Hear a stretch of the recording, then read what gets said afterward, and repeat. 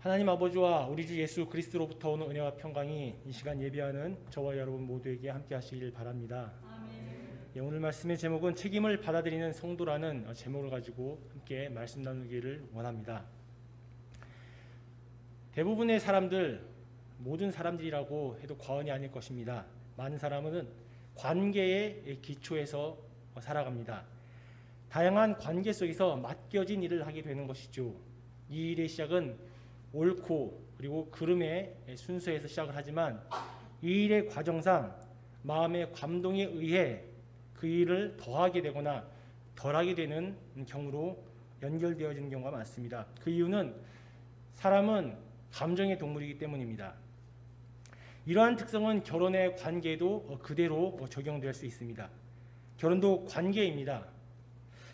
결혼은 상대방에 대한 감정, 곧 감동이 있기에 그 사람과 오래 있고 싶어서 결혼을 하게 되는 것이죠. 그러나 이 감정은 결혼 이후에도 계속되지 않곤 합니다. 그 이유는 자기 자신을 지키기 위해 자신의 판단이 기준이 될 때에 이 관계는 악화가 되고 깨어지게 되는 것이죠. 오늘 본문의 아담과 하와의 관계가 악화되기 전에 전장인 2장 23절에서는 아담은 하와를 보고 내 뼈 중에 뼈요 내 살 중에 살이라 라는 말을 하는 것을 우리는 봅니다. 정말로 감동적인 고백이지 않을 수 없습니다. 이 문구는 사실 문장 분석을 해보게 되면 히브리 문구상 19인데요. 그리고 이 부분을 기쁨과 경탄의 문구이다 라고 말들을 합니다.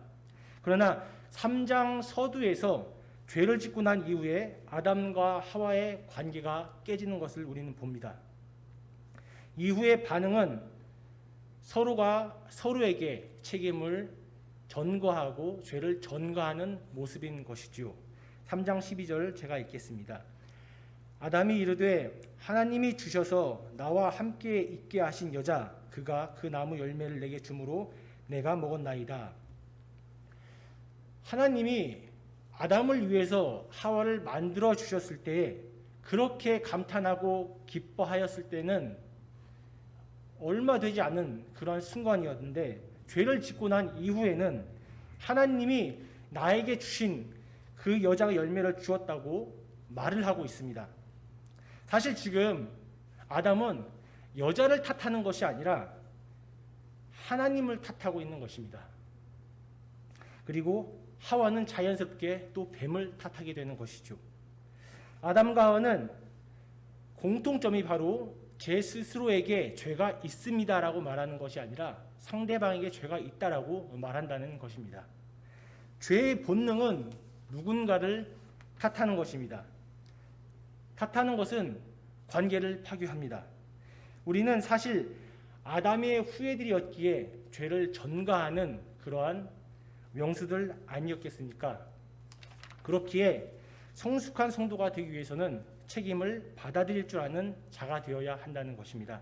이것을 깨닫기 위해서는 당연히 문제가 무엇인지 우리가 말씀을 통해서 분석해야 되는 것이죠. 첫째입니다. 책임을 받아들인다는 것은 내게 주어진 사명, 곧 그분의 목적에 대해 내가 약속을 지킨다는 것입니다. 3장에서 하와가 뱀에게 유혹을 받기 이전에 2장 15절과 17절에서는 하나님이 아담에게 이 선악과를 먹지 말라 말씀하셨습니다. 아담도 이에 대해 동의를 하였습니다.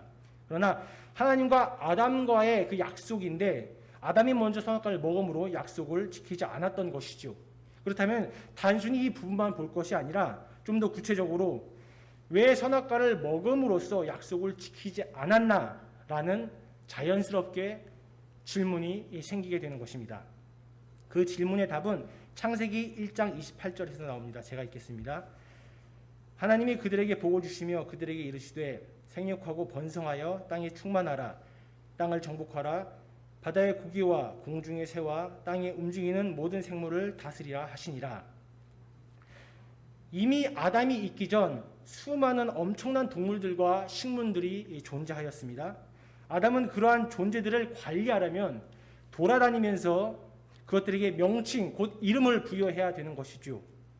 성경책에서 이름을 부른다는 것은 이름을 부르는 것의 주인이자 그리고 이름이 부름받는 자는 부른 자의 종속된다는 것을 성경에서 누누이 말을 합니다.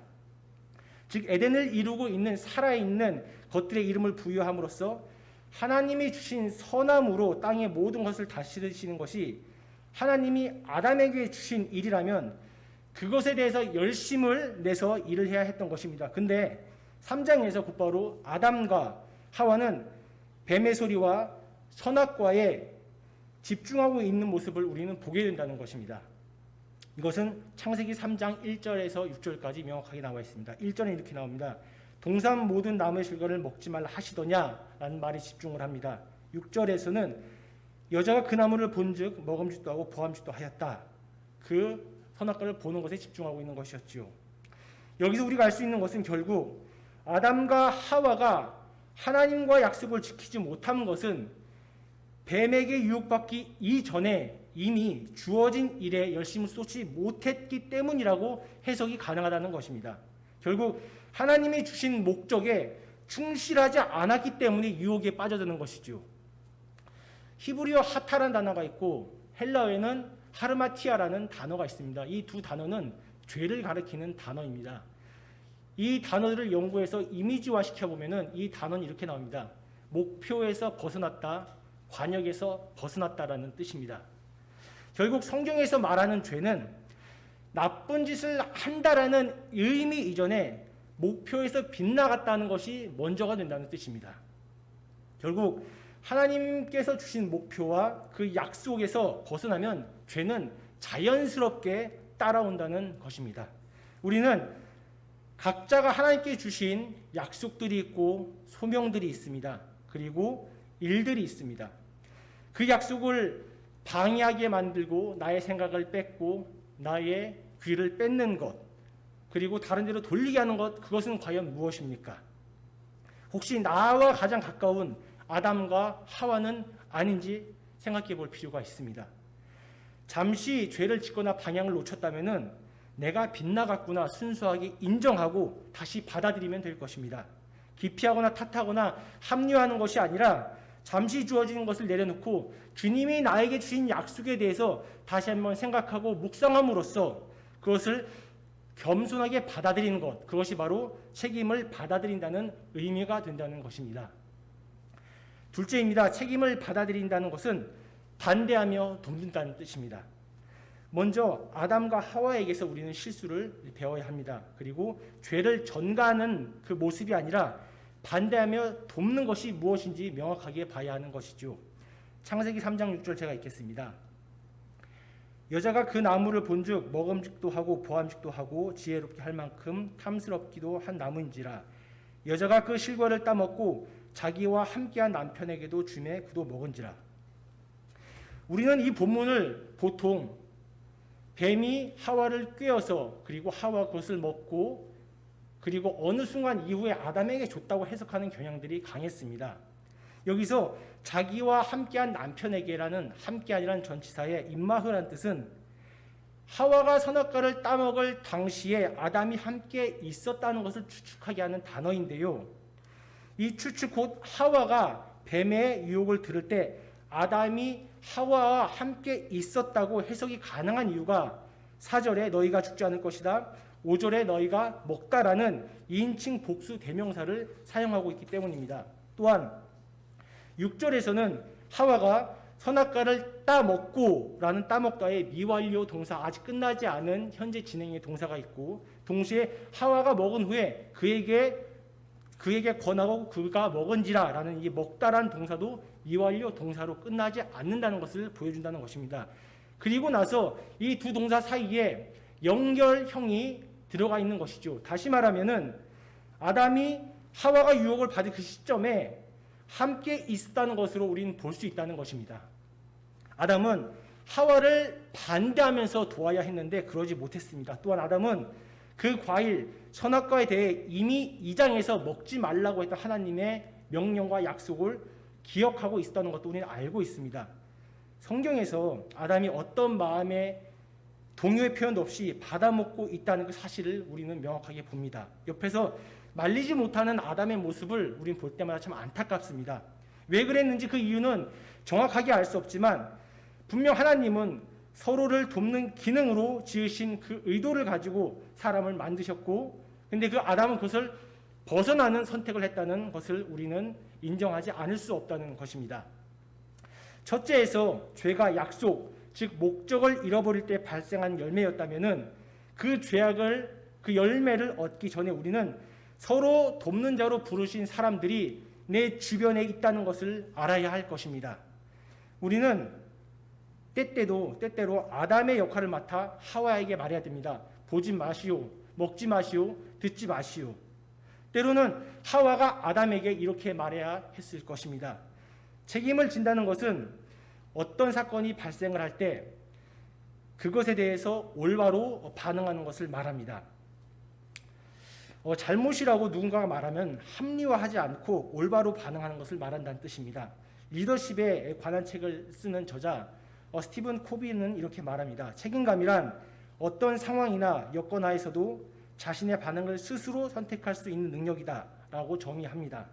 그런데 그런 올바른 반응을 때때로 혼자 선택하기가 어렵기 때문에 하나님은 돕는 자로서 공동체를 주시고 가장 가까운 사람들을 붙이신다는 것입니다. 그런데 가장 가까운 사람들이 솔직하게 말할 때에 감사하게 반응하면 얼마나 좋겠습니까?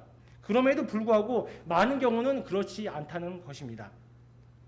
이제는 약속을 벗어나 아담과 하와처럼 탓하지 않아야 할 것입니다. 동시에 때때로 반대하며 도와야 할 것입니다. 책임을 전가하는 게임은 이제 그만해야 할 것입니다. 또는 더 나아가 다른 사람의 책임도 끝까지 질 수 있는 그런 감당하는 사람이 되어야 할 것입니다. 임마누엘 칸트가 이렇게 얘기했습니다. 인격이란 책임 능력이다 라는 말입니다. 그래서 지도자들은 책임질 수 있는 사람을 말합니다. 우리는 어떤 분야에서건 그리고 가정 안에서도 때때로 리더자이자 지도자입니다. 지도자는 책임을 질 줄 아는 사람입니다. 책임을 많이 감당하면 감당할수록 더 큰 지도자가 되는 것이죠. 그런데 책임을 감당한 능력은 사랑에서 나옵니다. 이 사랑의 극치는 희생입니다. 이 희생은 책임을 대신 지는 것입니다. 만약 아담이 하와가 잘못을 저지르고 난 이 모습을 보면서 하나님이 내게 주신 아내의 잘못이 저의 잘못입니다 라고 아담이 고백했다면 이렇게 우리는 상상해 볼 수 있습니다. 이런 얘기를 하면 이렇게 말합니다. 이미 그건 끝난 일 아닙니까? 상상할 수 없는 것입니다. 그런 상상은, 그런 가정은 말할 필요도 없습니다. 이렇게 말을 합니다. 그러나 이건 전 말합니다. 상상 불가능한 것이 아니라 실제적으로 이루어졌습니다. 하나님은 그 아담을 너무나 사랑하셨기에 그렇게 반응할 수밖에 없는 아담을 위해서 더 배려하셔서 우리에게 전혀 생각하고 예측하지 못하는 그런 새 아담, 곧 자기 아들 대신 그리스도를 주셨다는 것을 우리는 이미 신학적으로 충분히 너무나 잘 알고 있다는 사실입니다. 말씀을 정리합니다. 부디 하나님이 주신 그 약속대로 목적을 바라보고 순종하기를 원합니다. 사단의 유혹으로부터, 말씀으로부터 우리를 갖고 그 말씀 안에서 지키기를 소망합니다. 서로 탓하지 말고 그리고 책임을 지는 성숙한 인격으로 준비되는 것이 책임을 감당하는 성도라는 것을 아시는 저와 여러분이 되었으면 좋겠습니다.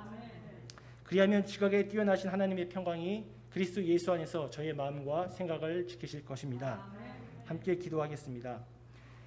우리에게 주신 사람과 공동체를 소중히 여기게 하시고 책임을 감당하는 자가 되길 소망합니다.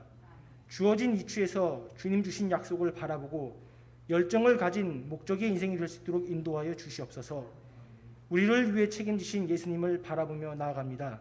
예수님 이름으로 기도합니다. 아멘.